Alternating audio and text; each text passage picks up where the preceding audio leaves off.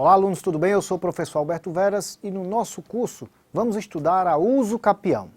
Na aula de hoje vamos examinar o conceito, a origem histórica, abordando assim o direito de propriedade nas diversas constituições brasileiras. Estudaremos ainda a função social da propriedade, a finalidade econômica e social do direito de propriedade, bem como as formas de aquisição da propriedade, que pode ser originária ou derivada. É importante esclarecer para vocês que no nosso curso, ao longo das nossas aulas, trataremos de diversas formas de uso capião, e nessa aula aproveitaremos para expor para vocês os requisitos comuns das diversas formas de uso capião. Então vamos lá. Inicialmente, vamos conceituar a uso capião como um modo de aquisição de propriedade móvel ou imóvel pela sua posse mansa e pacífica, prolongada e contínua, em um determinado período fixado por lei para prescrição aquisitiva. Meus amigos, o termo uso capião é derivado do latim pela união de duas palavras, uso, que significa pelo uso, e capere, que significa o verbo tomar. Dessa forma, a junção dessas duas palavras vai originar a expressão tomar pelo uso. Para que tal direito seja reconhecido, é necessário que sejam atendidos determinados pré-requisitos previstos em lei. E atenção, no caso dos bens imóveis, qualquer bem que não seja público pode ser adquirido através da uso capião. A nossa Constituição Federal de 88 estabelece em seu artigo 5º que a propriedade é um direito fundamental. Assim, o proprietário exerce o direito de propriedade sobre determinado bem, podendo ter o direito de uso, gozo, de disposição e de reaver. Para um melhor entendimento, é importante destacar ainda que a Declaração dos Direitos Humanos também consagra o direito de propriedade e, dessa forma, é reconhecida universalmente. No Brasil, o direito de propriedade é garantido pela Constituição Federal, mas não é ilimitado. O que limita este direito é o cumprimento da chamada função social. A Constituição Federal de 88 condiciona seu uso e fruição de acordo com o seu aproveitamento econômico. E ainda a Constituição Federal assegura a propriedade privada e a herança como direitos fundamentais e princípios norteadores de sua ordem econômica. Já o Estatuto da Terra e o Estatuto da Cidade determinam a função social a ser cumprida por propriedades rurais e urbanas, respectivamente. Examinando as raízes históricas, vemos que a uso capião tem origem no direito romano, através da Lei das 12 Tábuas.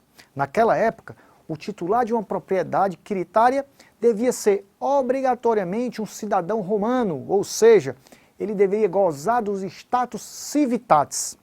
E ainda, o prazo para fazer jus ao uso da uso capião era de 1 ano para bens móveis e de 2 anos para bens imóveis.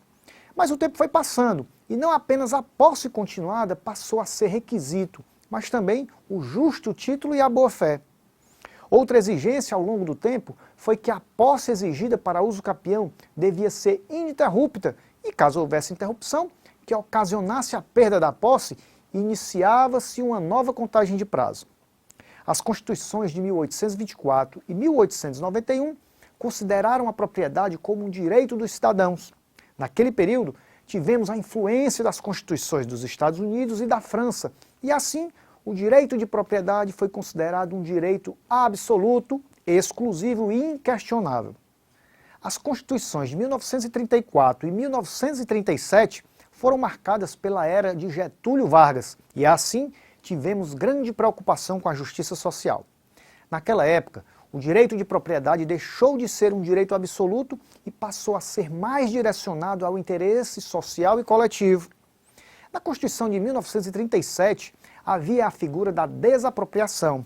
Logo, o Estado poderia retirar o direito de propriedade dos cidadãos que não cumprissem com as determinações legislativas. A Constituição de 46 restaurou a função social da propriedade, apresentando-se como um dos princípios da ordem econômica e fins sociais, visando a garantir os direitos fundamentais. Já na Constituição de 67 e na Emenda Constitucional de 69, tivemos pela primeira vez a consagração da expressão função social, passando a ser consolidada expressamente como princípio constitucional. Na Constituição de 88, tivemos a previsão de que a propriedade atenderá à sua função social, E ainda tivemos a consagração de que a função social da propriedade é um direito fundamental, bem como é um dos princípios fundamentais da ordem econômica.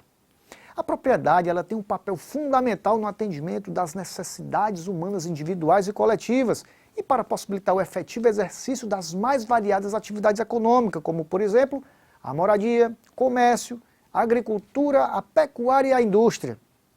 Agora vamos falar um pouco sobre as formas de aquisição da propriedade. A aquisição originária é proveniente de um fato jurídico que permite a aquisição da propriedade sem qualquer ônus ou gravame.